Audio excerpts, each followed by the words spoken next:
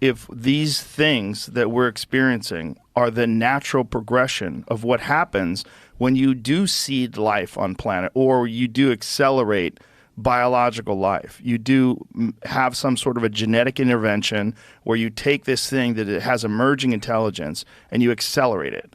And that thing will in turn, with all of its desire for innovation and creativity, and also all of its desire to control resources and have power and have influence, that it will eventually lead to the creation of what we're seeing. That these things are the next stage of this process. Yeah. And that maybe we're dealing with one form of that next stage, but there's another stage that's 1,000,000 years more advanced than that, that's far superior, that doesn't even have a biological limitation in terms of physical space, that it exists completely in some other undetectable realm. That is no longer thinks about biological limitations of life and death and communication. It exists completely in some other space.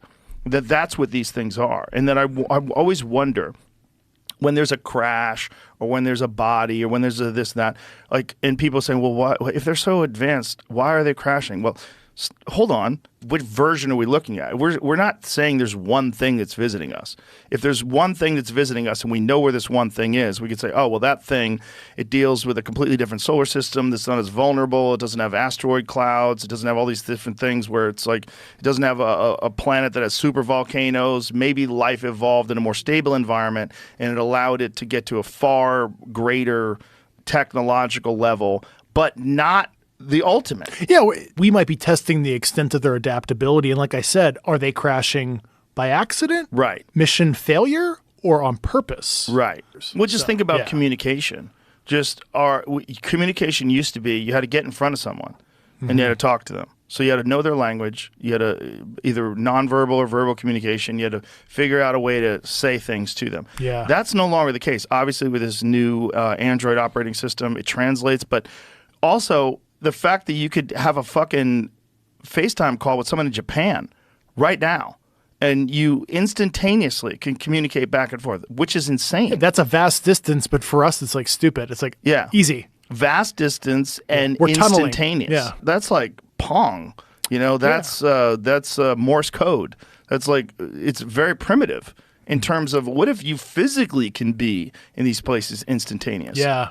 And why would we assume that that's not eventually going to be on the menu? Yeah, and of course, a friend of mine, Eric Weinstein, certainly espouses we don't even have the right theoretical frameworks right now. He has his own geometric unity theory, and he's way smarter than I am. He's too smart. He has he's got some unique theories himself about where all this stuff is coming from, and it's all very, very, very interesting and intriguing, but also makes sense. All of it makes sense, including being visited.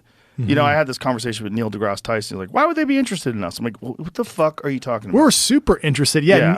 Neil, I mean, obviously he's a fine science communicator, kind of the successor of kind of the Carl Sagan kind of I think Carl Sagan was a little bit more open-minded. Yeah. I like Carl better. But, I'm more of a fan. Wish he was still alive. I love to smoke weed with that guy. He was really into weed. Oh, really? Yeah, really into it. I have a theory that the universe itself is God.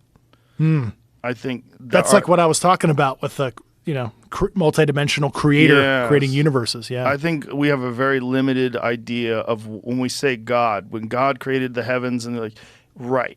But what are we saying? I think it's the universe itself. I think it's one thing, and that this one thing, it seeks to create these things that continually push the envelope and may be gods themselves eventually.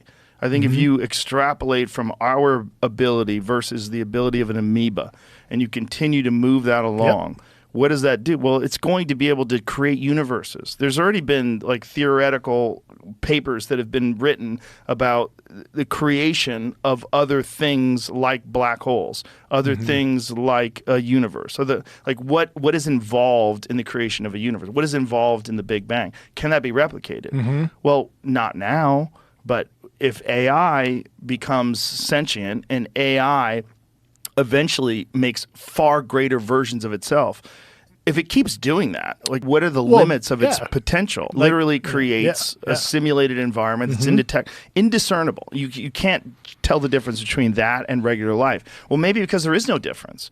Maybe that is what, I mean, that's the theory of simulation theory. Yeah, simulation theory, familiar. And that is a possibility because the universe seems like a little too perfect. It's a little strange, very created to me. So just like we're in the Goldilocks zone, perfect temperature, like it's just real how weird. about the Big Bang itself? Like what happened?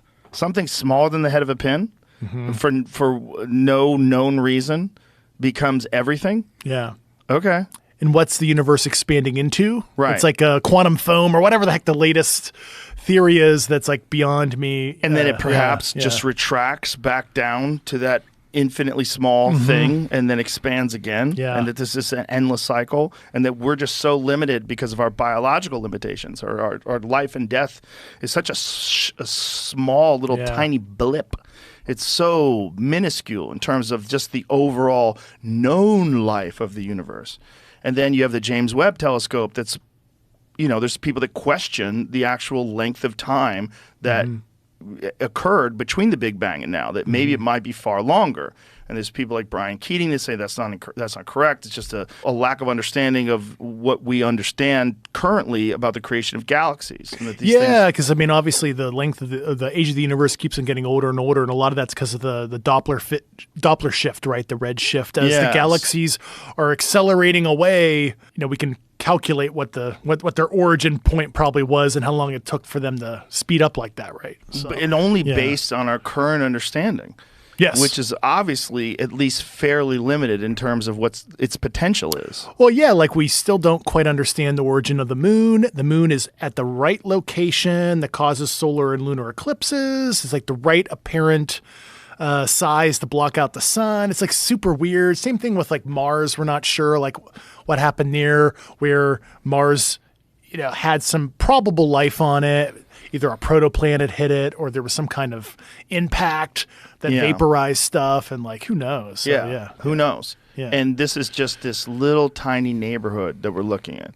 It's like we are in our backyard looking for evidence of like life in Africa. Like, you're not going to figure it out here. We're just looking at it such a small scale in terms of what we could potentially discover or potentially observe. Yeah.